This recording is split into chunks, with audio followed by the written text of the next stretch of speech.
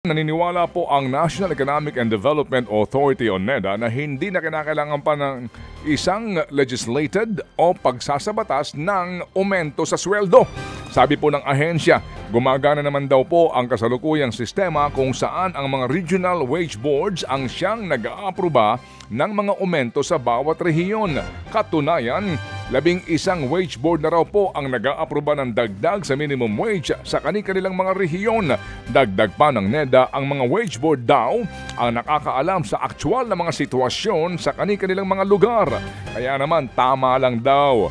Oo, tama lang na sila ang siyang magdesisyon kung magkano ang ibibigay na aumento para po mabalanse ang kapakanan ng mga trabahador at ang mga pumapasok na mga investment at kapakanan din daw ng mga negosyante. Ted Filon at DJ Chacha ngayon nasa Radyo 5 92.3 News FM Monday to Friday 6 to 10 a.m.